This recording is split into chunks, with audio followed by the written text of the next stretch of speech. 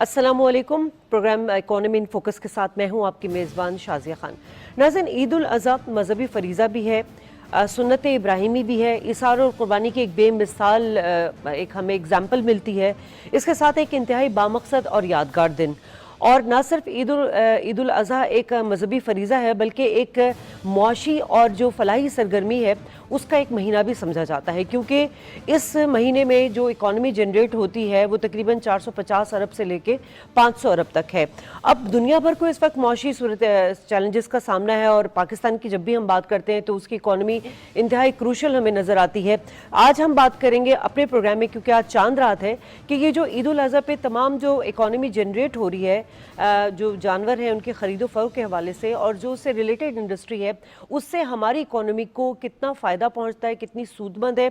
साथ साथ हम ये बात करेंगे कि लेदर इंडस्ट्री ख़ास तौर पे जो दुनिया भर में जिसकी एक डिमांड है, पाकिस्तान में जो या मुस्लिम कंट्रीज़ में जो जानवर ज़िबा किए जाते हैं उनकी जो खालें होती हैं, तो लेदर इंडस्ट्री को कितना फ़ायदा पहुँचता है। इसके अलावा जो इकॉनमी हमारी जनरेट होती है स्पेशली पाकिस्तान के हवाले से, तो वो हमारे कैपिटल उससे गेन होता है या नहीं होता।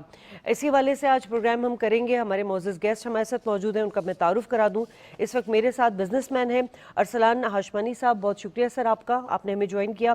आबिद हुसैन जर्नलिस्ट हैं, शुक्रिया सर आपका भी। सरदार शौकत पोपलज़ई हमारे साथ मौजूद हैं, जो कि हम उन्हें इकोनॉमिस्ट के तौर पर आज इन्वाइट कर चुके हैं। सबसे पहले तो मैं आपसे बात करती हूँ अरसलान, कि किस तरह आप देखते हैं एक मजहबी फरीज़ा हमारा, एक एग्जाम्पल जो हज़रत इब्राहीम अलैहिस्सलाम ने कायम की और अपने बहुत ही पसंदीदा फ़र्जंद को अल्लाह की राह में कुर्बान कर दिया, और आज पाकिस्तान में जिस तरह से मौशी सूरत हाल है, उससे ईद उल अज़हा से क्या फ़ायदा हो सकता है?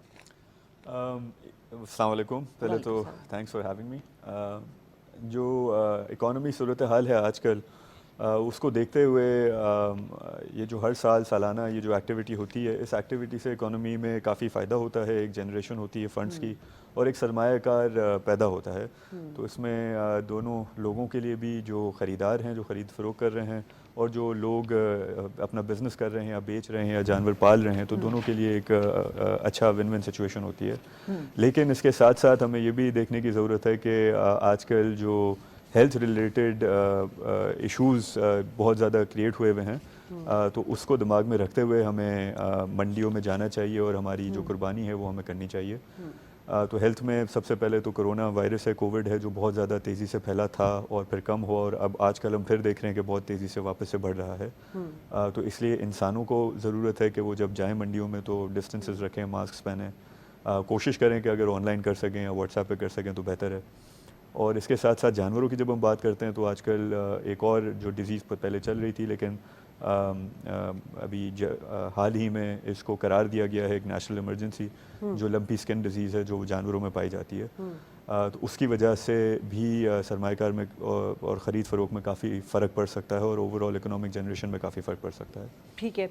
आबिद साहब, अब अगर हम बात करें कि ये जो कुर्बानी की मिसाल थी, हज़रत इब्राहीम अलैहिस्सलाम ने अपने प्यारे फ़र्जंद को कुर्बानी के लिए पेश किया था, और अल्लाह ताला ने उनकी कुर्बानी को कबूल करके उसके बदले में एक बछड़ा जो है वो वहाँ पे ले आए थे। अब सवाल ये है कि वो कुर्बानी का जज्बा आज मुस्लिम कंट्रीज़ में उसी तरह मौजूद है, या ये बस एक ज़्यादातर इसमें नमूदो नुमाइश शामिल हो गई है? शुक्रिया। बिस्मिल्लाहिर्रहमानिर्रहीम।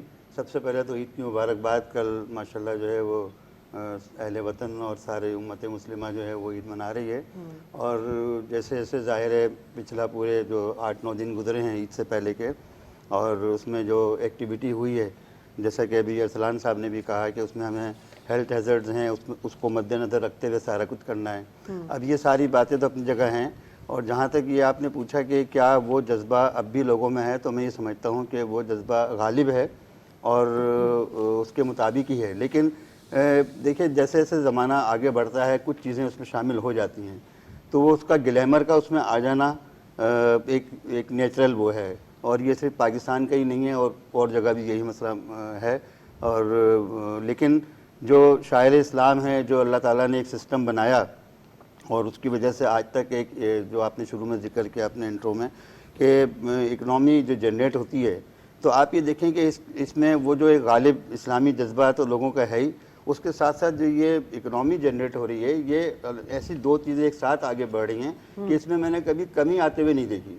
ابھی جو ذکر ہوا کہ جی پاکستان کی جو کیا پوری دنیا میں اس وقت سب کو مہنگائی کا سامنا ہے، اس کے باوجود میں چونکہ گزشتہ تمام دنوں میں رپورٹنگ کرتا رہا ہوں اس کی مویشی منڈی کے حوالے سے، تو میں نے نہیں دیکھا کہ کہیں پر مجھے کوئی کمی نظر آئی ہو۔ اچھا، یہ ضرور ہے کہ لوگ تھوڑا سا فیصلہ کرنے میں اب تاخیر ضرور ہو رہی ہے، تھوڑا یا اجتماعی قربانی کی طرف زیادہ اجتماعی جا رہے ہیں۔ قربانی کی طرف بھی لوگ گئے ہیں، اور تھوڑا سا اگر انہوں نے انتظار کیا ہے کہ شاید ریٹ گر جائے، لیکن جب انہوں نے دیکھا کہ ریٹ نہیں گر رہا ہے تو کمپرومائز کیا اور جانور کو انہوں نے خریدا ہے۔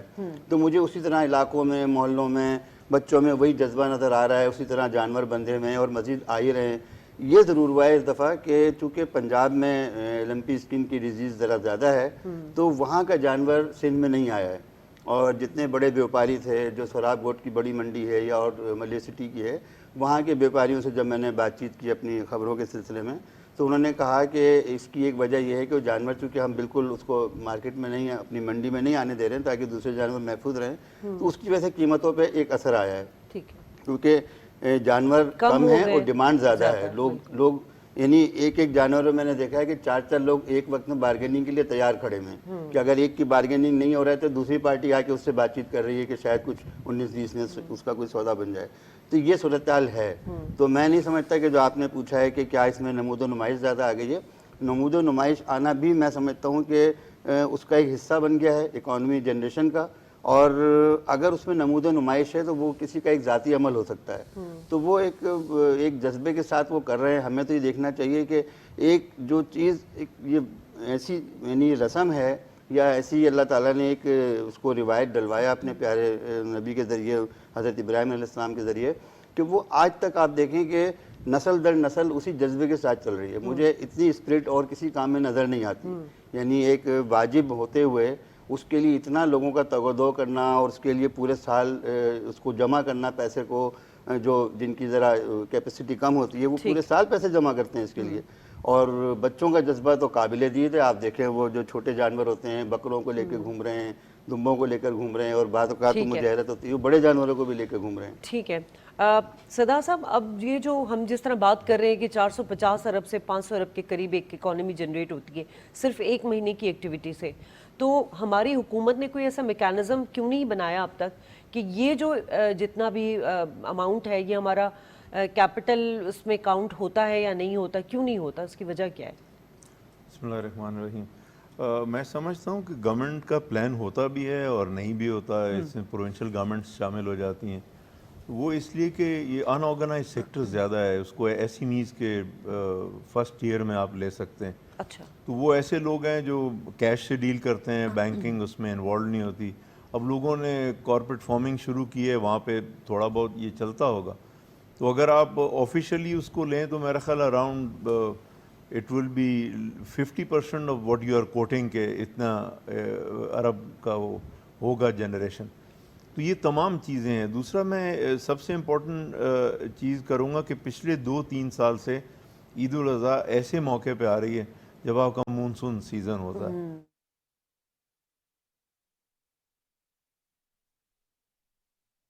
اللہ اکبر، اللہ اکبر، اللہ اکبر،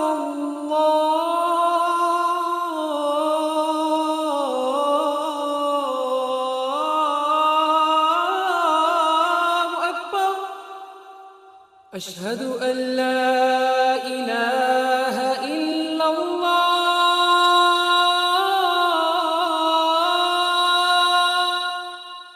اشہد ان لا الہ الا اللہ، اشہد ان محمد رسول اللہ،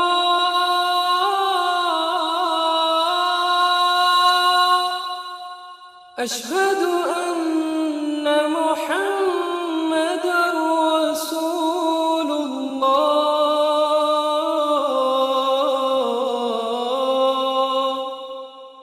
حی علی الصلاة،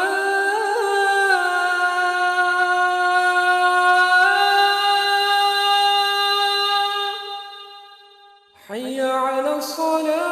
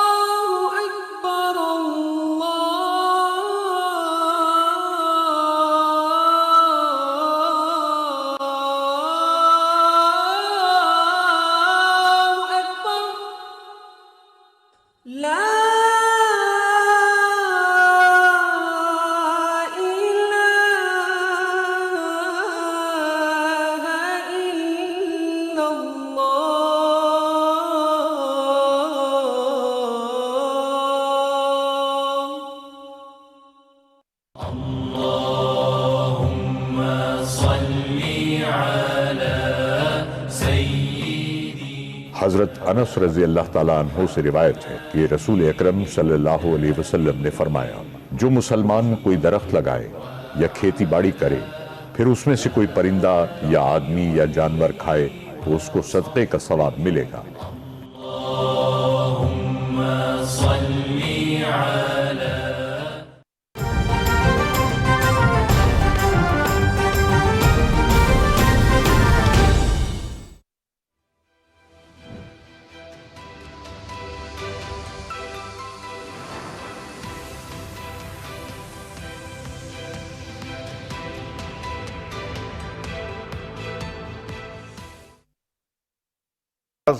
خاص کر میں اپنے صوبے کے ریفرنس سے بتاؤں گا کہ پچھلے ایک ہفتے سے بہت سیلاب آیا، اس میں ہرنائی یہ علاقے ایسے ہیں جو مونسون میں جانور جو ہیں وہ بہہ گئے، اور اسی طرح انسانوں کو بھی نقصان ہوا۔ تو اب اس میں یہ تو ایک پارٹ ہے، سنت ابراہیمی کو فلفل کرنا یہ ہمارے فرائض میں اور ایک پارٹ ہے، لیکن سائملٹینیسلی پوری قوم کو یکجا ہو کے جو لوگ تکلیف میں ان کا ساتھ بھی دینا۔ تو میں نے خود دیکھا، نوٹ کیا کہ جو لوگ 10 جانور کرتے تھے وہ 5 پہ آ گئے، کیونکہ وہ آپ کا جو ورڈ ہے میں اس کو ریپیٹ کروں گا کہ نمائش بھی چل رہی تھی، لیکن ان کرائسس کی وجہ سے اس کو نیچے آیا، اور پرائسز اس لیے بڑھی کہ آپ دیکھیں فیول پرائسز بڑھی، ٹرانسپورٹیشن اس میں کاسٹ بڑھ رہی ہے، لیکن پھر بھی جو رورل ایریا کی اکانومی ہے اس کو بوسٹ ملتا ہے اس پرٹیکولر ٹائم کے سے، ان کو بریدنگ ٹائم ملتا ہے another 90 days۔ ٹھیک ہے ارسلان، اگر ہم پہلے بات کریں تھوڑا کہ ہمارا جو ہماری تاریخ رہی ہے، ہم ایک زرعی ملک ہیں اور ہماری جو فلفل کیا جاتا تھا وہ زرعی صنعت سے کیا جاتا تھا پہلے۔ اب زرعی صنعت سے جب کرتے تھے تو ہمارے مویشی اپنے ہوتے تھے، ہمارا اجناس کی کاشت ہوتی تھی۔ اب وہ چیز کنورٹ ہو گئی ہے اور ہم صنعتی جو ہماری وہ انڈسٹری والا معیشت ہو گئی ہے۔ کتنا نقصان ہوا ہے اس سے؟ مطلب ہم نے ہماری جو پچھلی ہماری اکانومی پالیسی تھی اس نے ایگریکلچر سیکٹر کو بڑا اوائڈ کیا، نگلیکٹ کیا۔ آج ہم وہی جانور اتنا مہنگا خریدتے ہیں، پہلے وہ جانور ہر گھر پہ ہوتا تھا تو گوشت کی بھی ضرورت پوری ہوتی تھی اور ڈیری جو ضروریات ہوتی تھی وہ بھی پوری ہوتی تھی، اب ہم اسے بہت مہنگے داموں خریدتے ہیں۔ دیکھیں اس کی بہت وجوہات ہیں، جیسے جیسے آپ کی ٹائم گزرتا ہے، اکانومی گرو ہوتی ہے، شہر بڑھتے جا رہے ہیں، اس کی وجہ سے جب شہر بڑھتے ہیں تو آپ دیکھتے ہیں کہ ایک urban and suburban and rural میں ایک فرق آ جاتا ہے۔ تو جو شہری لوگ ہیں وہ اپنے گھر میں پال نہیں سکتے ہیں، اس کی وجہ سے ہمیں خریدنا پڑتا ہے جو پروسیسڈ چیزیں ہوتی ہیں، تو اس سے اوبیسلی ہماری ہیلتھ، خوراک، اس میں بھی فرق پڑتا ہے۔ تو ایک تو وجہ یہ ہے۔ اچھا، دوسری اس کے علاوہ اور بھی بہت وجوہات ہیں کہ جس کی وجہ سے ہم یہ دیکھتے ہیں کہ جو ایگریکلچر سیکٹر ہے اس کو تھوڑا سا، جیسے آپ نے کہا، ماضی میں اوور لک کیا گیا ہے۔ اچھا، اوور لک کرنے کی بھی ملٹیپل وجوہات ہیں، لیکن یہ اوور لک ہم کہتے ہیں کہ ٹیکس نیٹ میں ہم نہیں لائے اس لیے ہم کہتے ہیں کہ اوور لک کر دیا، یا ہم اسے فارمل اکانومی میں نہیں لے کے آئے اس لیے ہم نے اوور لک کر دیا۔ لیکن اگر ہم دیکھیں کہ کیا اس میں پروڈکٹیو چیزیں کی گئیں کہ وہاں پہ پروڈکٹیوٹی کو ہم بڑھا سکیں، تو وہ چیزیں ضرور ہوئی ہیں۔ کچھ عرصوں میں ہوئی ہیں، کچھ عرصوں میں نہیں ہوئی ہیں۔ کچھ عرصوں میں ہم دیکھیں گے کہ ایگریکلچر آؤٹ پٹ جو ہے وہ آپ کو زیادہ دکھتا ہے، کچھ عرصوں میں ہم آپ کو لائف اسٹاک اور ایگریکلچر کا ان پٹ کم دکھتا ہے، آؤٹ پٹ کم دکھتا ہے۔ But having said all of this, جب ہم یہ مویشی منڈی کی بات کرتے ہیں اور جیسے انہوں نے ابھی ذکر کیا کہ ہمیں کوئی کسی چیز میں کمی نہیں پائی جا رہی ہے، ہم دیکھ رہے ہیں کہ ہر سال بہ سال جو جانوروں کی ریکوائرمنٹ ہوتی ہے اتنے جانور آ رہے ہیں، اتنے جانور بک رہے ہیں، اور ہم یہ ساتھ ساتھ دیکھ رہے ہیں کہ پرائسز اس کی بڑھ رہی ہیں۔ پرائسز بڑھنے کی وجہ ایک اس کا یہ ایگریکلچر تو ہے، لیکن اس کے علاوہ economy, over all economy Pakistan میں جو صورتحال ہے وہ ایک بڑا امپیکٹ ہے اس کا، اور گلوبلی جو امپیکٹ ہے اس کا بہت وہ ہے۔ تو اس میں ہم دیکھ رہے ہیں آئل کی پرائسز ہیں، آپ کی گیس کی، بجلی کی پرائسز ہیں، گیس کی پرائسز ہیں، کول کی پرائسز ہیں، یہ ساری بڑھ گئی ہیں۔ پھر ہم جو کموڈیٹیز ہیں، جو لائف اسٹاک کی کموڈیٹیز ہیں، جس میں ویٹ ہے، گندم ہے، یہ ساری چیزیں بہت بڑھ گئی ہیں۔ جو چارہ ہم کھلاتے ہیں ان کی پرائسز بڑھ گئی ہیں۔ تو جب یہ پرائسز بڑھ گئی ہیں تو ظاہر سی بات ہے کہ ان کو جانور کو جو پالنے کا اور جو اس کو کھلانے کا، بڑا کرنے کا خرچہ ہوتا ہے وہ بڑھ جاتا ہے، پھر وہاں سے شہر میں لانے کا جو خرچہ ہے وہ بڑھ جاتا ہے۔ پھر آپ جب منڈی میں یہ لوگ اسٹالز لیتے ہیں یا جگہیں لیتے ہیں اس کا خرچہ بڑھ جاتا ہے. تو یہ سارے خرچے جب بڑھ جاتے ہیں تو وہ پھر پاس آن ہو رہے ہیں to consumers in terms of increase pricing. ٹھیک ہے. عابد صاحب ابھی جیسے ہم بات کر رہے ہیں کہ ہم ایک زرعی ملک بھی تھے, بہت ساری دنیا میں ایسے ہیں ملک جو ایگریکلچر اور لائیو اسٹاک پر اپنی اکانومی رن کرتے ہیں. انفارچونیٹلی ہم نہیں کر سکے, جیسا کہ میں نے پہلے کہا کہ ہم ایک زرعی ملک تھے. تو اس وقت جو کرائسس ہے خاص طور پہ آئل پرائزز کو لے کے, اگر ہم اپنے ایگریکلچر سائٹ پر جاتے ہیں تو ہم اپنی, اور لائیو اسٹاک پہ, کیونکہ ہمارے کیٹل فارمنگ کے حوالے سے بھی کوئی مربوط پالیسی ابھی تک نہیں ہے, تو ان سب چیزوں کو اگر ہم ایڈریس کریں تو ہم اپنی اکانومی کو کس طرح سپورٹ کر سکتے ہیں؟ بہت اچھے طریقے سے سپورٹ کر سکتے ہیں. ہماری بدقسمتی یہ ہے کہ ہم نے اپنے اس زرعی ملک ہونے کا صحیح سے فائدہ نہیں اٹھایا, اور زرعی ملک میں جیسے آپ نے انڈسٹریلائزیشن کی مثال دی, اس کے ساتھ ساتھ ایک اور جو بری بات ہو رہی ہے وہ یہ ہو رہی ہے کہ ہاؤسنگ اسکیمز بن رہی ہیں, اور جو نسل در نسل کاشتکاری کا ایک کلچر تھا, وہ جو نئی نسل تھی وہ اب شارٹ کٹ کی طرف آ گئی ہے. وہ اپنے پیرنٹس سے شاید کہتی ہے, اگر میں نے سروے کیا کسی گاؤں دیہات کا اور جا کر پوچھا کہ بھئی یہاں تو پہلے کھیت کھلیان ہوتے تھے, اب یہ یہاں تو ایک ہاؤسنگ سوسائٹی کا بورڈ لگا ہوا ہے, تو کہتے ہیں کہ جی وہ ان کے بچے بڑے ہوئے, انہوں نے کہا کہ جی کیا پورے سال اتنی محنت کریں گے, فصل اگے گی, بارش آ جائے گی تو یہ ہو جائے گا, سیلاب آ جائے گا. بلڈر کو انہوں نے جو بھی اس کی قیمت لگائی اور پیسے لے کے سائڈ میں ہو گئے, اور وہاں پہ ہاؤسنگ سوسائٹی بن گئی. تو آپ دیکھیں یہاں سے آپ جب ٹریول کرتے ہیں ٹورڈس پشاور کی طرف, چاہے آپ موٹر وے سے جائیں, آپ قومی شاہراہ سے جائیں یا آپ ٹرین سے جائیں, تو آپ کو جہاں جہاں شہر قریب آنے لگتے ہیں تو آپ کو اس سے بہت پہلے, کئی کلومیٹر پہلے ہاؤسنگ سوسائٹیز ملنا شروع ہو جاتی ہیں. تو نئے شہر بسانے میں کوئی عیب نہیں ہے, نئے شہر بسنے چاہیے, اور ایک حدیث شریف کا مفہوم بھی یہ ہے کہ جب آبادی بڑھے تو نئے شہر بسانے چاہیے, لیکن اس کو آرگنائز ہونا چاہیے. اب اگر آپ وہاں پہ زرعی اس کو ختم کر رہے ہیں یا کم کر رہے ہیں تو آپ کو اس کا ایک آلٹرنیٹ بھی ساتھ ساتھ سوچنا چاہیے.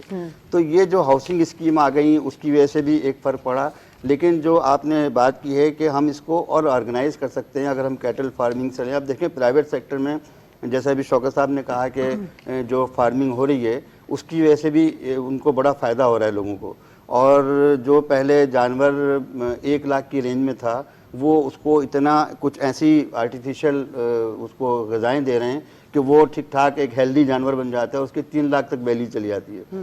تو اب اس نے تو اپنی اکانومی جنریٹ کر لی, لیکن وہ چونکہ نان فارمل انفارمل ٹائپ کا سیکٹر ہے تو گورنمنٹ کو اس سے اتنا زیادہ فائدہ نہیں ہو رہا, کیونکہ وہ بہت اچھا انہوں نے اشارہ کیا کہ وہ بینکنگ کے تھرو چونکہ چیزیں نہیں ہو رہی ہیں, کیش فلو پہ زیادہ کام ہو رہا ہے, تو اس کی وجہ سے وہ اکانومی ہماری کہیں ہڈن ہے. تو اگر ہم اس کو آرگنائز کرتے ہیں طریقے کے ساتھ, اور تو ہیلتھ میں جو ہے جنریشن ہو سکتی ہے اکانومی کی آپ کی اچھے طریقے سے ہو سکتی ہے, لیکن آپ کو آلٹرنیٹ پالیسیز لانی پڑیں گی.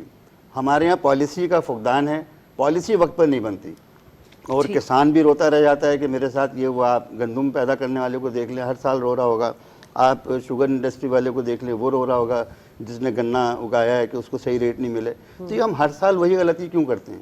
ہم کسی غلطی سے سیکھتے کیوں نہیں ہیں؟ تو اگر ہم سیکھ لیں اور وہ غلطی آئندہ نہ کریں, اور اس سیکٹر کے جو ایکسپرٹس ہیں ان کو لے کر بیٹھیں.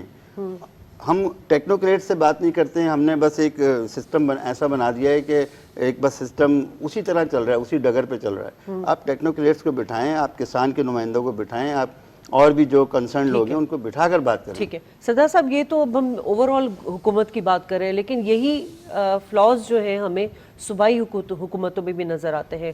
ہم نے آج تک اپنی اکانومی کو ڈاکومنٹیشن نہیں کیا. بہت بڑی وجہ یہی ہے کہ آج بھی ہم دیکھتے ہیں کہ بلیک کو وائٹ کیا جاتا ہے مختلف طریقوں سے. تو اس پہ کیوں پالیسی نہیں بنائی گئی؟ کیا مفادات رہے سب کے؟ میں سمجھتا ہوں کہ ایگریکلچر اور ڈیولوشن کے بعد تو پروونشل سبجیکٹ ہے, 18th امینڈمنٹ کے بعد تو پروونسز کی ذمہ داری زیادہ بنتی ہے. اور میں اس سے بالکل اس بات سے متفق ہوں کہ یہ واحد الائیڈ ایگریکلچر سیکٹر ہے لائف سٹاک کا جو پاکستان کے لیے فورن ایکسچینج بھی ارن کر سکتا ہے اگر آپ حلال میٹ ایکسپورٹ کریں مسلم کنٹریز کو.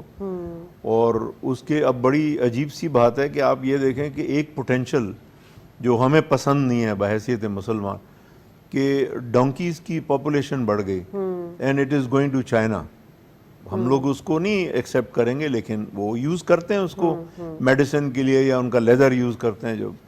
تو اس طرح کیمل میٹ جو ہے یا کیمل سکن جو ہے وہ عرب ملک میں بہت پسند کی جاتی ہے, اور ہمارے اپنے صوبے میں بہت سے رائل فیملی کے لوگ جو ہیں وہ ہنٹنگ کے لیے آتے ہیں اور پھر ریٹرن میں ہنڈریڈز آف کیملز جو ہیں وہ ایکسپورٹ ہوتے ہیں, وہ لے کے جاتے ہیں. تو یہ ایک سیگمنٹ ہے. آپ دیکھیں لیدر کے علاوہ وول جو ہے آپ کو ملتی ہے شیپ سے. یہ بہت سے فیکٹرز ہیں. انفارچونیٹلی اس میں آپ کو ٹیکنیکل نالج بہت چاہیے. ہم لوگ بالکل ہیں, ہمارے سائنٹیفک ریسرچ سینٹرز بھی ہیں ایگریکلچر میں, لیکن ان کو فعال کرنا چاہیے. یہ نہیں کہ سینٹر بنے ہوئے ہیں اور وہاں پہ آفیسرز کام نہیں کرتے اور end of the day they have nothing to proof. جو مین سیکٹر ہے وہ ہے financial sector, banking sector. Banking sector کو اس کو بہت سپورٹ کرنا ہے. آپ دیکھیں ایک زمانے میں اب اس کو ان کا نام چینج کر دیا, ایگریکلچر ڈیولپمنٹ بینک پاکستان بنا تھا, اب وہ زرعی ترقیاتی بینک بن گیا. اگر آج بھی اس سے پوچھیں تو امبیلنس ہی اپنی شیٹ دیں گے کہ کس کس صوبے میں وہ کتنا فنڈنگ کرتے ہیں, کیونکہ اس میں سب سے بڑا پرابلم ہی کولیٹرل آ جاتا ہے. دیکھیں جب انفارمل سیکٹر میں گاؤں کے اندر بہت پرانے ریکارڈ ہوں گے 200-100 ایئرز اولڈ, وہ اپنے گھر کے زمینی کاغذات آپ کو نہیں دکھا سکتے, وہ اپنی ایگریکلچر لینڈ کے کاغذات نہیں دکھا سکتے, لیکن بینک کی شرائط ہیں. مجھے اچھی طرح یاد ہے جو گورنر اسٹیٹ بینک چلے گئے, ان کی ایک نئی پالیسی آئی تھی کہ جی تقریباً if I'm not wrong 25 million کے قریب without security up front on the face value آپ لوگوں کو لون دیں. اس میں ایگریکلچر بھی بڑا امپورٹنٹ سیکٹر تھا, لیکن نہیں دیا کیونکہ بینک کہتے ہیں جی ہم رسک لے نہیں سکتے. Now that is where the government has to intervene, provincial government and federal government, کہ ان کو بینکس کو پابند کرنا ہے. جیسے فیڈرل گورنمنٹ بہت سے کاموں میں سبسڈی دیتی ہے, الیکٹریسٹی میں سبسڈی دیتی ہے, گیس میں دیتی ہے, فیول میں دیتی ہے, تو اسی طرح بینکس کو کہیں کہ آپ لون دیں, ہم گارنٹر ہیں. اگر یہ پیسے نہیں دے, گورنمنٹ کے پاس ایڈمنسٹریٹو مشینری ہے, they can make good recovery. تو اس کو بڑھانا ہوگا, اور یہ کور اکنامک سیکٹر ہے لائف اسٹاک. ایگریکلچر کے ساتھ we have to promote.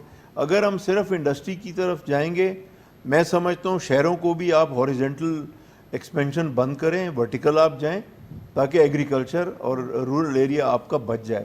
This is very important and we must understand. اچھا, بلوچستان, کیونکہ آپ سے بلوچستان کے حوالے سے بات کر لوں, آپ وہاں پہ بزنس اکنامک فورم کے پریزیڈنٹ بھی ہیں بلوچستان, تو وہاں پہ ڈیولپمنٹ نہ ہونا ہمیں بہت سارے کازز نظر آتے ہیں. انٹرنیشنل انسرجنسیز بھی ہیں, صوبائی حکومت کی بھی بہت زیادہ کیا کہیں گے کہ نیگلیجنسی بھی ہے, لیکن وہاں پہ اتنی نیچرل ریسورسز ہونے کے باوجود وہاں کے لوگ بیچارے ابھی تک جو ہے اس طرح استفادہ نہیں کر سکے نیچرل ریسورسز سے. وجہ کیا ہے, مین کاز کیا سمجھتے ہیں آپ؟ دیکھیں کسی بھی صوبے میں, بلوچستان ہو, سندھ ہو, پنجاب, کے پی کے, وہ total policy direction provincial government دیتی ہے. اور معذرت کے ساتھ بلوچستان میں تو 2 ڈیکیڈ سے میوزیکل چیئر چل رہی ہے. چیف منسٹر 6 مہینے کے لیے آتا ہے, پھر 1 سال کے لیے آتا ہے. تو 65 MPs کا ہاؤس ہے, تو اس میں 1-2 لوگ جو ہیں جو روٹیٹ کر کے آتے ہیں, تو they concentrate more on fixing their seat rather وہ پالیسی دے سکیں. بلوچستان 67% ہماری اکانومی ایگریکلچر پہ, اس میں لائف سٹاک بہت رچ ہے. لیکن انفارچونیٹلی پھر میں کہہ رہا ہوں کہ خود بینک سے لڑتا ہوں, اسٹیٹ بینک کے گورنر سے لڑا ہوں میں, کہ آپ بلوچستان کو ایگریکلچر لون کیوں نہیں دیتے, آپ لائف سٹاک والوں کو کیوں نہیں دیتے. ہر گھر میں آپ اپ نارتھ چلے جائیں, آپ کو پتہ ہے ٹچ ہوتا ہے افغانستان, وہاں یہ سارا لائف سٹاک ہے and very high valued life stock. Mostly یہ بات برا منانے کی نہیں ہے کہ موسٹلی لائف سٹاک بلوچستان کا وہ اسمگل ہوتا ہے افغانستان, ایران, اور پرائسز وہاں سستی ہیں. کوئٹہ میں آپ گوشت خریدیں تو وہ مہنگا ہوگا. تو گورنمنٹ کو انٹروین کرنا چاہیے, اور میں سمجھتا ہوں اگر پروونشل گورنمنٹ یہ سٹیپ نہیں لے سکتی, فیڈرل گورنمنٹ اور کاموں میں جب آتی ہے, سیکیورٹی کے مسائل میں آتی ہے, منرل رائٹس جو ہیں جو پروونشل گورنمنٹ کا رائٹ ہے اس میں فیڈرل گورنمنٹ انٹروین کرتی ہے, تو اس میں بھی کرنا چاہیے. ٹھیک ہے عابد صاحب, اگر آپ کی اجازت ہو تو عابد صاحب سے سوال کروں. عابد صاحب, اب یہ جو ہم بات کریں مختلف وجوہات کہ بلوچستان کو کیوں ڈیولپ نہیں ہونے دیا, آپ صحافیاں بہتر طور پہ سمجھ سکتے ہوں گے, یہ کیا صوبائی حکومت کو, یہ وفاقی حکومت کو ادراک نہیں ہوتا کہ بلوچستان ایک, وہ کہتے ہیں نا کہ سونے کا انڈا دینے والی ایک مرغی ہے, تو اس کو اگر ہم لوز کریں گے تو لازمی سی بات ہے ہماری پاکستان کی اوور آل, اور जो इंटरनेशनल एजेंसीज है वो तो चाहती हैं कि बलूचिस्तान कभी डेवलप नहीं हो। देखिए, इसमें सारा मामला जो है ना वो तरजीहात का है और बलूचिस्तान को जो है वो तरजीहात में रखा ही नहीं गया। तो वो मैं किसी एक गवर्नमेंट की बात नहीं कर रहा, तकरीबन हर गवर्नमेंट ने ही बलूचिस्तान को नज़रअंदाज किया। और बलूचिस्तान को नज़रअंदाज करने में जहाँ फेडरल गवर्नमेंट का अगर मामला है तो वहाँ खुद वहाँ के जो लोग हैं बासर लोग, उनका भी बहुत बड़ा अमल दखल है। उनकी अपनी भी मैं देखता हूँ कि ऐसी कोई दिलचस्पी नहीं है कि बलूचिस्तान की तरक्की के लिए कोई बहुत ज़्यादा सोच रहे हों। लेकिन अच्छी बात यह है कि पिछले अब 10-20 साल से मैं देख रहा हूँ कि वहाँ पे कुछ बेहतरी की तरफ मुझे मामला नज़र आया है। क्योंकि अभी जब हमने पिछले 3-4 साल में बलूचिस्तान के विज़िट किए, ख़ास तौर पर गवादर आने के बाद ज़्यादा विज़िट हुए हमारे, तो वहाँ मैंने देखा है कि वहाँ पे थोड़ा सा एक तो लोगों में शऊर आ रहा है कि वो तालीम की तरफ जा रहे हैं और उनके बच्चे पढ़ना शुरू हो गए हैं। और वहाँ पे जो दूर दराज इलाके थे, वही जो उनको स्कूलिंग सिस्टम नहीं मिला। नॉर्थ में अगर आप जाते हैं तो वहाँ पे अगर बहुत ऊंचे पहाड़ पे भी कोई घर है तो वहाँ के बच्चे को वहाँ पे करीब कोई ना कोई स्कूल मिल जाता था। लेकिन बलूचिस्तान की बदकिस्मती ये थी कि वहाँ तो स्कूल सिस्टम को कभी फ़रोग ही नहीं दिया गया। अब जब नस्ल दर नस्ल आपने वहाँ के बच्चों को तालीम से महरूम रखा तो वो फिर सारे उसका जो मिस यूज़ जो सारी चीज़ें हो सकती हैं कि इंटरनेशनल अगर वहाँ पे कोई किसी का इंटरेस्ट है तो वो सबसे पहले जो कमज़ोर पहलू होगा वो वहीं पे जाके उसको हिट करेगा। तो उसने उसका फ़ायदा उठाया। जब वहाँ के लोग बड़े हुए, नौजवान हुए, उनको कोई सरगर्मी नहीं मिली, उनको कोई जॉब्स नहीं मिली, तो उनको ये ऐसा लगा कि हमारे साथ कोई बहुत बड़ी हक़-तलफ़ी हो रही है। तो उस कमज़ोर पहलू को जिसका जो फ़ायदा कुछ लोगों ने उठाया और उनसे उनका जो एक मिस यूज़ उनका किया, तो वो ज़ाहिर है सबके सामने सबको मालूम है कौन इन्वॉल्व रहा उसमें, बैरूनी क़ुव्वतें भी और जो अंदरूनी थी वो भी। तो अब मुझे लग रहा है कि अब जब से ये सोशल मीडिया आया है, ऐसा प्लेटफॉर्म आया, उससे बहुत फ़र्क पड़ा है।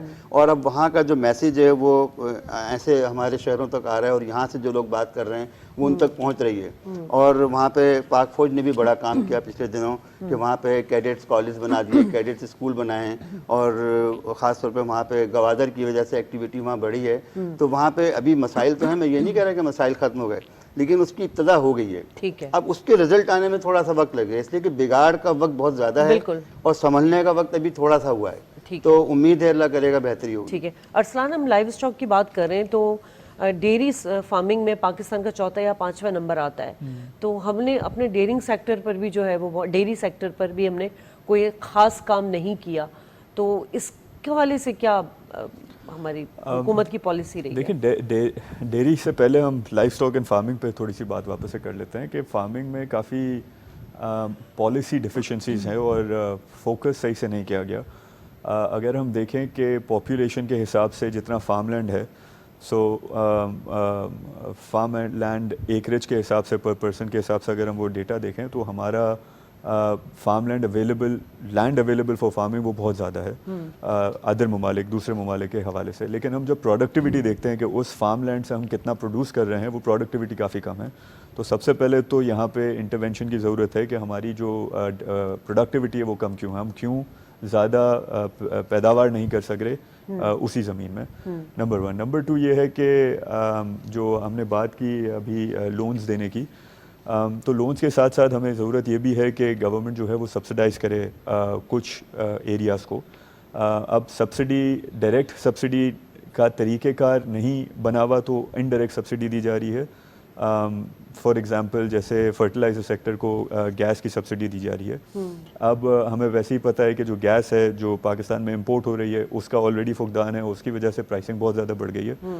तो फर्टिलाइज़र सेक्टर जो है, जिनको गैस बिल्कुल बहुत ही सस्ते दामों में मिल रही है, वहाँ पे उसकी वजह से फर्टिलाइज़र इंडस्ट्रीज़ और बढ़ गई हैं और वो अच्छे खासे प्रॉफिट्स बना रही हैं और वो जो यूरिया और जो डैप है वो फिर वो सस्ते दामों में, इंटरनेशनल रेट से के मुकाबले में सब सस्ते दामों में वो फिर फार्मर्स को देती है। तो एक इनडायरेक्ट सब्सिडी वहाँ मिल रही है। ठीक है। बट यहाँ पे ज़रूरत है कि हमारे किसानों को और मदद दी जाए। तो ये दो चीज़ें हो गई। इसके साथ साथ फार्मिंग में एक और बड़ी चीज़ ये है कि जो हमारे किसान हैं, हमारे फार्मर्स हैं, ان کی جو ارننگ ہے وہ کافی کم ہے. ان کا جو ریٹرن اگر آپ دیکھیں کہ وہ کتنی وہ محنت پورے سال کرتے ہیں, ان کی ارننگ کم ہے. اصل ارننگ جو لے کے جاتا ہے وہ اینڈ ریٹیلر جو ہے, جو آگے بیچ رہا ہوتا ہے مارکیٹس میں, یا پھر بیچ کے جو لوگ ہوتے ہیں جو وہاں سے مڈل مین جو بروکرز ہوتے ہیں وہ جو وہاں سے اٹھا کے پھر مارکیٹس تک پہنچاتے ہیں. اصل ارننگ ان کی ہے. تو اس کی وجہ سے جیسے انہوں نے کہا کہ نئی نسل جب پیدا ہوتی ہے وہ دیکھتی ہے کہ اتنی جب محنت ہے, سالوں کی سال بھر کی محنت ہے اور کمائی بہت کم ہے, تو وہ پھر اس میں انٹرسٹ نہیں لیتے, وہ دوسری جگہوں پہ جاتے ہیں, ان پروڈکٹیو چیزوں میں جاتے ہیں. تو یہ کچھ وجوہات ہیں. فارمنگ اور اس کے لائف اسٹاک میں ایک مسئلہ یہ بھی آ رہا ہے کہ جانوروں میں جس طرح سے ڈیزیز اب آنے لگے اس سے بھی بہت نقصان ہو رہا ہے. جی, اس سے بھی نقصان ہو رہا ہے. اور آج ہی میں پڑھ رہا تھا کہ ہمارے پاکستان میں لمپی اسکن ڈیزیز جو ہے, جیسے ہم ابھی بات کر رہے تھے, اس کو ایک نیشنل ایمرجنسی ڈکلیئر کیا ہے. تو گورنمنٹ نے کچھ 4 ارب روپے کا ایک بجٹ رکھا ہے کہ جس سے آگاہی اور اچھا, اس اویئرنیس. ڈیزیز سے کیا انسان متاثر ہوتا ہے؟ ابھی تک کوئی چیز کلیئر نہیں ہو یہ سکتی. ابھی تک کلیئر نہیں ہوئی ہے اس میں کہ انسان متاثر ہوتا ہے, لیکن اس سے ہماری اکانومی اور اوور آل سیکٹر کو کافی وہ ہوگا, افیکٹ ہوگا, کیونکہ اس میں جانور کی مورٹیلٹی کا کچھ فگر آیا ہے 1 to 5%, کہ 1 سے 5% جتنے بھی جانور ہیں وہ جو افیکٹ جب ہوتے ہیں کہ تو وہ اس سے مر سکتے ہیں. پھر اس کی وجہ سے آپ کی میٹ پروڈکشن میں افیکٹ آئے گا, اس کی وجہ سے جو ہماری منڈی ابھی ہے اس میں فرق آئے گا, تو کافی چیزوں میں اس میں فرق آئے گا. تو اوور آل آپ کا جو فگر جیسے آپ ابھی بتا رہی ہیں وہ فگر جو ہے وہ کافی کم ہو سکتا ہے اس کی وجہ سے, اگر اس کو صحیح سے نہ دیکھا جائے. تو یہ 4 سے 5 ارب روپے جو بھی ڈکلیئر کیے گئے ہیں, وہ گویا کہ یہ اچھی اماؤنٹ ہے, لیکن جب ہم دیکھتے ہیں اوور آل نمبر, جیسے آپ بتا رہی ہیں کہ 500 ارب روپے, اور اس کو ہم کمپیئر کرتے ہیں 5 ارب روپے, تو 5 ارب روپے ہم لگا رہے ہیں ایک سیکٹر کو بچانے کے لیے جو 500 ارب ہمیں کما کے دے رہا ہے, تو وہ بہت کم لگتا ہے. تو ہمیں کافی یہاں پہ پالیسی انٹرونشن کی ضرورت ہے, سوچ کی ضرورت ہے کہ ہم ایک تو پروڈکٹیوٹی کو کیسے بڑھا سکیں, پھر جو یہ ڈیزیزز آ رہی ہیں ان سے کیسے بچا سکیں, اور اوور آل سیکٹر کو فارمل طریقے سے کیسے ہم لے کے. تو اب یہ جو ایکٹیویٹیز ہوئی ہیں, آج چاند رات ہے, اور کووڈ کا بھی ایک دوبارہ سے ہم دیکھ رہے ہیں کہ وبا جو ہے وہ دوبارہ پھیل رہی ہے, تو اس میں کیا کوئی مطلب ایمرجنسی لگانے کی ضرورت تھی, یا بس ابھی جیسے ہو رہے چلنے دیں؟ یہ بڑا کنٹروورشل ٹاپک ہے, لیکن کیونکہ ہم نے وہ پریکاشنز نہیں لی جو ہمیں لینی چاہیے تھی آج سے 2 یا 3 ہفتے پہلے, تو ہم 2-3 ہفتے لیٹ ہو گئے ہیں.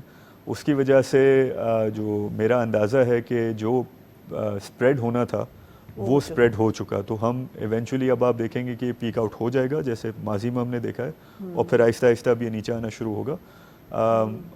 بینگ ان دی انڈسٹری ہمیں کافی دوست یار ہیں, لوگ ہیں, فون کرتے ہیں, ہم بات کرتے ہیں ان سے, تو وہ کہتے ہیں کہ نزلہ ہوا ہوا ہے, بخار ہوا ہوا ہے, ایک کوئی وائرل ہے وہ گھوم رہا ہے. تو لوگ اس کو ایک سٹمک کی نئی بیماری کوئی آ گئی ہے, کوئی وائرل ہو گیا, اس کی طرح سے لے رہے ہیں. لوگ اب وہ بھی نہیں ہے, اتنے کانشیس بھی نہیں ہے, وہ جا کے ٹیسٹ بھی نہیں کروا رہے, وہ کہہ رہے ہیں 1 ہفتے 2 ہفتے میں ٹھیک ہو جائے گا. اب کیونکہ ٹیسٹ نہیں کرا رہے تو پتہ ہی نہیں چل رہا کہ کیا اس کا. اچھا, اب ہم ذرا لیدر کی جو انڈسٹری اس پر آ جاتے ہیں, کیونکہ یہ جو اکانومی جنریٹ ہوتی ہے اس میں مین کردار جو وہ کھالوں کا ہوتا ہے. فلاحی کاموں میں بھی ہمارے جاتی ہیں کھالیں, اور ویسے ہم اس لیدر انڈسٹری میں بھی یوز کرتے ہیں. تو لیکن یہ جو چمڑے کی صنعت ہے کافی عرصے سے بحران کا شکار نظر آ رہی ہے, اس کی وجہ آپ کیا سمجھ رہے ہیں؟ کہ تو جو پالیسی میکرز ہیں ان کو اس کا بالکل ایک اچھی طرح ادراک بھی ہے. مجھے یہ سمجھ میں نہیں آتا, معذرت کے ساتھ, میرا ہر گیسٹ آگے پالیسی میکر کی بات کرتا ہے, یہ کیا کیریکٹر کیا ہے پالیسی میکر؟ یہ کیریکٹر وہی ہے جو ایک ایسا کیریکٹر ہے جو پاکستان کی ترقی میں سب سے بڑی رکاوٹ ہے. اچھا, اور میں یہ سمجھتا ہوں کہ جو ہماری بیوروکریٹک ہمارا ایک سسٹم بن گیا ہے وہ اتنا طویل سسٹم ہے کہ میں نے بہت سارے اچھے خاصے بزنس مینوں کو ہانپتے کانپتے ہوئے دیکھا ہے, اور وہ کہتے ہیں کہ بھئی ہم اپنی فائل کو لے کر گھوم کر تھک گئے, اور ہمیں اتنے مسائل کا سامنا کرنا پڑتا ہے کہ آخر میں ہم آ کر کہتے ہیں کہ ہمیں یہ کام کرنا ہی نہیں ہے. تو جب آپ کسی کو اتنا تنگ کریں گے کسی بھی سیکٹر میں, چاہے وہ ٹیکسٹائل کا ہو چاہے وہ لیدر کا ہو, آپ کسی بھی سیکٹر کے بزنس مین سے بات کریں, وہ آپ کو اندر سے پتہ نہیں کتنا رچ ہوگا, لیکن اوپر سے وہ یہ کہتا ہے کہ میں بہت غریب ہوں اور میرے ساتھ بڑے مسائل ہیں.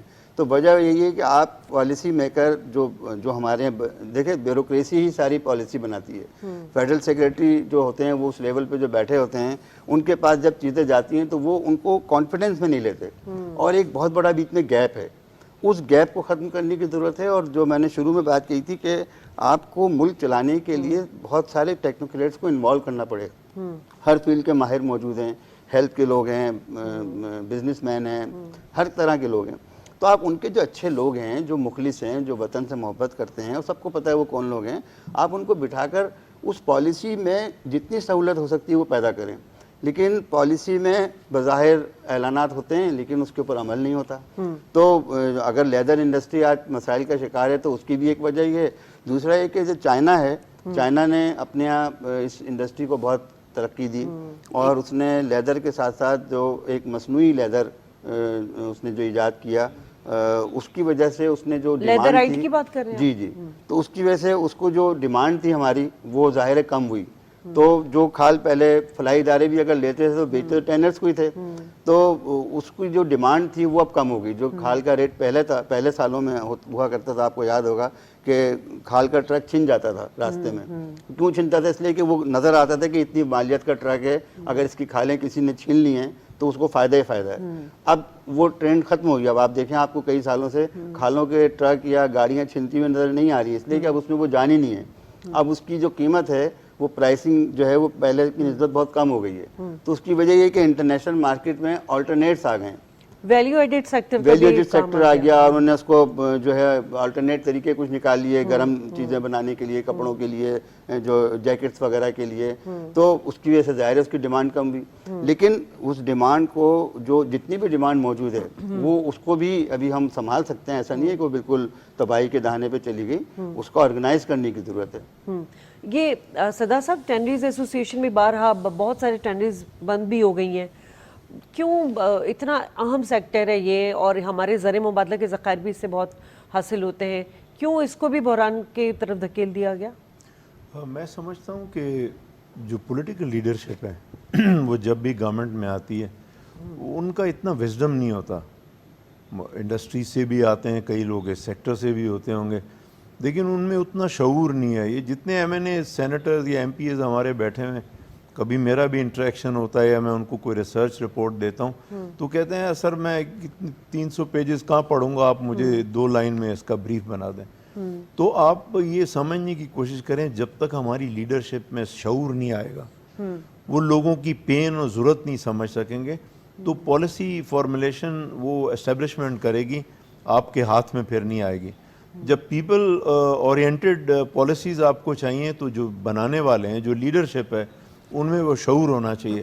اب کتنے افسوس کی بات ہے کہ پچھلے 2-3 سال سے دیکھ رہے ہیں کہ ہماری لیڈرشپ اپنے ملک کو, یعنی اپنی ماں کو بار بار بول رہے ہیں کہ ہم بینکرپٹ ہو جائیں گے. کیا ہم لوگ نہیں جانتے کہ جرمنی کتنی دفعہ ورج پہ آیا بینکرپسی پہ, آج وہ ڈیولپڈ نیشنز میں, کہ رشیا بینکرپسی نہیں آیا, بہت سے لوگ آئے.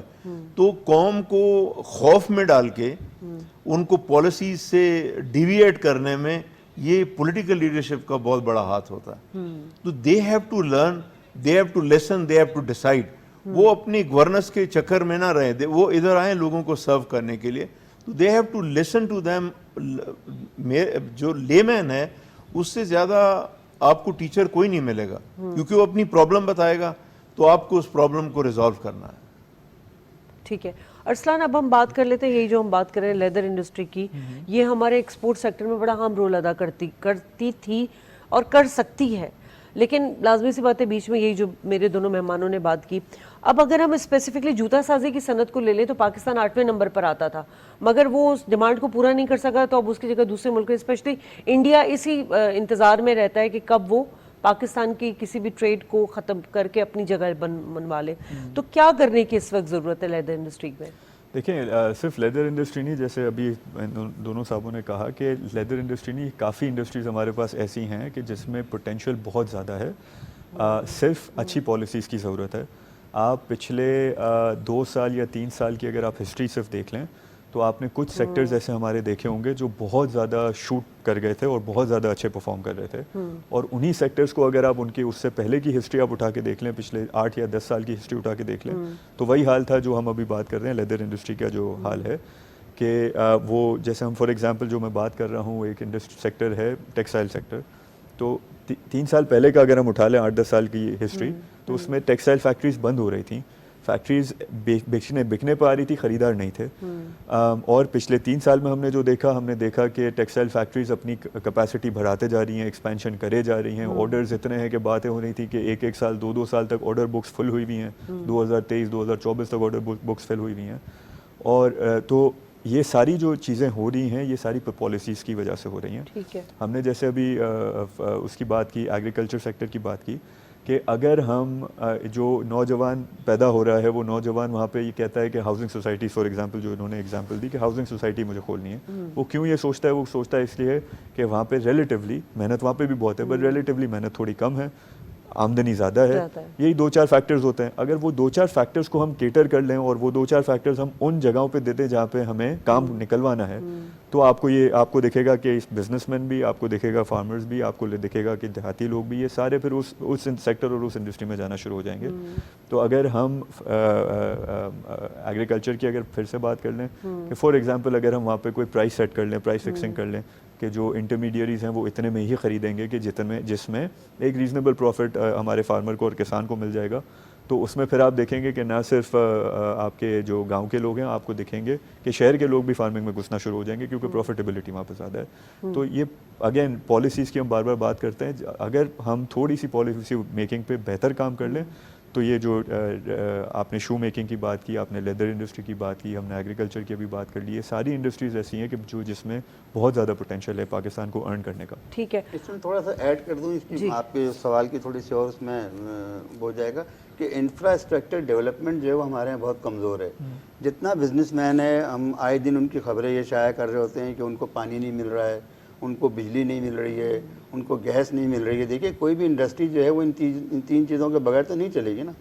اب آپ اس کو توانائی کے شعبے میں آئیں گے تو آپ کہہ لیں جی ہمارے پاس یہ پرابلم آ گئی, گیس کہیں گے تو آپ کہیں جی یہ پرابلم آ گئی, پانی کی آپ اسکیمیں جو ہیں وہ 10 سال تک آپ منصوبہ بنا کے اس کو چھوڑ دیں اور آپ K4 مکمل نہ کریں اور اس کی مالیت 40 ارب سے وہ 150 ارب پہ چلی جائے. اب آپ جب اس کو بنائیں گے اصل میں پولیٹیکل کنسسٹنسی نہیں ہے تو پالیسیز بھی پھر نہیں بنتی ہے, گورنمنٹ آتی پالیسی بناتی ہے. سندھ میں تو پولیٹیکل کنسسٹنسی ہے, کوئی مسئلہ نہیں ہوا, لیکن K4 کا منصوبہ جو ہے وہ یہاں پہ کیا مسئلہ حل ہے سندھ میں, پانی کا مسئلہ ہے, K4 کا منصوبہ کیوں ڈیلے ہوا؟ اس میں کسی نے رکاوٹ تو نہیں ڈالی, کسی فیڈرل گورنمنٹ نے آ کر تو نہیں کہا کہ منصوبہ نہیں ہونا چاہیے.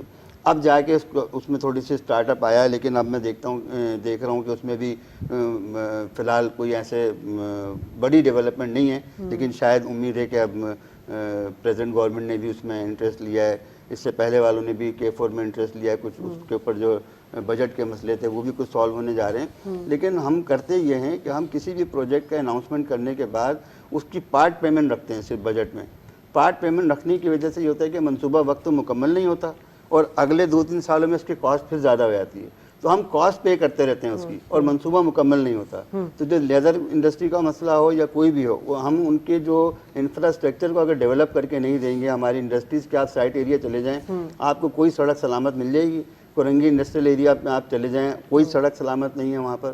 کازوے, کورنگی کازوے کو آپ دیکھ رہے ہیں اس کا کیا حال ہوا ہے. اچھا, گورنمنٹ کی جو بھی پالیسی, ہمارے شہباز شریف پرائم منسٹر صاحب آئے تو کافی کوشش کی, انہوں نے بڑے ریپڈ ایکشنز بھی لیے اکانومی کے حوالے سے. انہوں نے کہا کہ چارٹر آف اکانومی کی بات کی, تمام اسٹیک ہولڈرز کو بلانے کی بات کی, کراچی وزٹ کیا انہوں نے, پھر ایک ایمرجنسی اکانومی ایمرجنسی کا اعلان کیا گیا. امپورٹ سے جو لگژری آئٹمس تھے اس پہ انہوں نے بین بھی کیا یا بہت ہیوی ڈیوٹی کی. آج کی خبر ہے کہ انہوں نے, چونکہ اس سے ایکسپورٹ سیکٹر بھی بہت متاثر ہو رہا تھا, را مٹیریل کچھ ایسے جو ہماری انڈسٹری کو چاہیے جس کی وجہ سے ایشوز آ رہے تھے, اس میں بھی نرمی کر رہے ہیں حکومت. تو سردار صاحب, آپ ان تمام چیزوں کو کس طرح دیکھ رہے ہیں؟ Very positive. اب میں ریسنٹ ایگزامپل دیتا ہوں کہ جب سے پرائم منسٹر نے گورنمنٹ سنبھالی ہے, 2 دفعہ وہ گوادر گئے. اب گوادر میں اتنی نیگلیجنس تھی کہ ہم پوری دنیا میں اس کو پروجیکٹ کر رہے ہیں کہ biggest port of the world, depth اس کی کوئی 14 میٹرز تھی, اب وہ 10-11 پہ آ گئی ہے. 2 میجر ایشوز آپ دیکھیں, بریک واٹر جو ہے اس کی $450 ملین گرانٹ موجود تھی, وہ لاسٹ گورنمنٹ نے نہیں کی. پرائم منسٹر نے ابھی ٹویٹ بھی کی اس کے اوپر. اس کے بعد آپ دیکھیں کہ ڈریجنگ نہیں ہوئی اس کی. آپ ڈریجنگ کے بغیر پورٹ کو کیسے چلا سکتے ہیں؟ تو گورنمنٹ کی پالیسی بالکل امپورٹنٹ ہے. دیکھیے implementation is more important. Exactly. اب وہ پورا پاکستان جو ہے, یہ لائف سٹاک ایک سیکٹر ہے, ایگریکلچر ایک سیکٹر ہے, ایک بہت بڑا سیکٹر ہے فشریز کا. ہمارا 1100 کلومیٹر ہماری کوسٹ ہے, بلوچستان کی 800 کلومیٹر کوسٹ ہے. فشر مین کی اتنی پرابلمز ہیں, باہر سے ٹرالر فوراً آ جاتے ہیں, وہ سارا ہمارا سٹاک لے جاتے ہیں. تو these are the things which requires implementation, proper implement. سب ادارے جو ہیں 4-5 ادارے ہیں جو اوورسی کرتے ہیں وہ سوتے ہیں. کیوں سوئیں؟ ابھی میں وہ جو پرائم منسٹر کا ذکر کیا انہوں نے سب کو آ کے آن دا ٹو کیا گوادر کے اندر. اب سب کام کر رہے ہیں. تو اگر پریویس گورنمنٹ بھی ان کو ایسا کرتی تو آج ایئرپورٹ جو ہے پچھلے سال ہمارا شروع ہو چکا ہوتا. اتنا بڑا انٹرنیشنل ایئرپورٹ، ریجن کا سب سے بڑا انٹرنیشنل ایئرپورٹ. گوادر پورٹ میں ڈریجنگ ہوتی، بڑی شپ آ سکتی گوادر کا، افغانستان یا سینٹرل ایشیا میں جو ہمارا ٹرانزٹ ہے وہ شروع ہو جاتا. تو میں سمجھتا ہوں کہ policies no doubt it's very important, لیکن جو پالیسیز بنی ہوئی ہے وہ تو امپلیمنٹ ہونی چاہیے. ٹھیک ہے ارسلان صاحب، اب آپ چونکہ بزنس مین بھی ہیں تو یہ جو ابھی سپر ٹیکس لگایا گیا تو اس پہ آپ کے کیا تاثرات ہیں؟ کیونکہ جتنے ہم نے بات کی انڈسٹریز والوں سے تو انہوں نے تو اس کو ایک طرح سے گڈ سائن نہیں دیا، لیکن بات وہی ہے کہ دنیا بھر میں ایسے ہی ہوتا ہے کہ آپ کے جتنے بھی ٹائکون ہوتے ہیں، بڑے بڑے انڈسٹریلسٹ ہوتے ہیں، ان کی ایک روٹنگ ہوتی ہے، ان کی جو ویلتھ ہوتی ہے اس کی. اگر پاکستان میں ایسا ہو رہا ہے تو کیا اس میں پرابلم آ رہی ہے؟ دیکھیں بزنس مین کو، انڈسٹریلسٹ کو کوئی آئی ڈونٹ تھنک، میں تو کسی کو نہیں جانتا کہ جس کو ایشو ہوا ہوگا ایک سپر ٹیکس سے. ایشو یہ نہیں ہے کہ ہمیں یہ ایڈیشنل اماؤنٹ دینی پڑے گی پاکستان کے لیے. ہمارے یہاں پہ جو میجورٹی لوگ یہاں پہ رہ رہے ہیں اور کام کر رہے ہیں وہ نیشنلسٹ آپ کو دکھیں گے، کیونکہ یہاں پہ چیلنجز بہت زیادہ ہیں، لیکن ان چیلنجز میں رہتے ہوئے ہمیں کام کرنا ہے. تو ایشو یہ نہیں ہے کہ سپر ٹیکس ہمیں بھاری لگ رہا ہے. ایشو یہ ہے کہ جو ٹیکس نیٹ میں لوگ آلریڈی آئے ہوئے ہیں، ہر سال ہم دیکھتے ہیں کہ ان پہ زیادہ سے زیادہ بوجھ ڈالا جاتا ہے اور وہ بوجھ پھر ختم یا ہٹایا نہیں جاتا، وہ بوجھ بڑھایا ہی جاتا ہے. تو ہر سال یہ بوجھ بڑھتا ہے. اب یہ بات ہوئی تھی کہ یہ ون ٹائم سپر ٹیکس ہے، کہ ہمیں نہیں لگتا کہ ون ٹائم ہوگا، کیونکہ جس حساب سے پاکستان کے حالات ہیں تو یہ گوئنگ فارورڈ کنٹینیول بیسس پہ ہر سال اس کی ضرورت پڑے گی.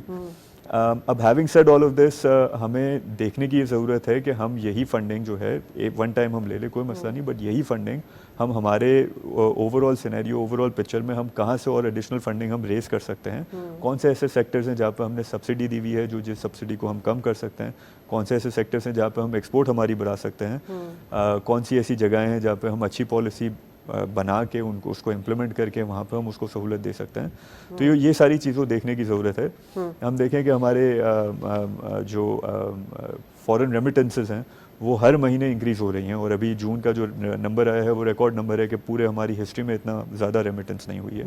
تو یہ کچھ اچھی پازیٹیو سائنز ہیں، بٹ ہمیں جو 3-4 چیزیں ہیں جو اوور آل ہماری جی ڈی پی فگر کو یا ہمارے ریزروز کے فگر کو بڑھاتی ہیں، ایکیومولیٹ کرتی ہیں، ہمیں ان ساری چیزوں پہ دیکھنا ہے. تو ہمیں دیکھنا ہے کہ ہم ہماری ایکسپورٹس کیسے بڑھا سکتے ہیں، کون سے ایسے سیکٹرز ہیں، جیسے آپ نے بات کی کہ کچھ سیکٹرز ہمارے ایسے ہیں کہ جس کی ایکسپورٹس کم ہو رہی ہیں. تو وہ کیوں کم ہو رہی ہیں؟ Why are they declining? جب اوور آل ہم دیکھیں دنیا میں اس کی ڈیمانڈ انکریز ہو رہی ہے لیکن ہماری ایکسپورٹس کم ہو رہی ہیں، تو یقیناً ہماری ہی کچھ چیزیں خراب ہیں جنہوں ہمیں صحیح کرنے کی ضرورت ہے.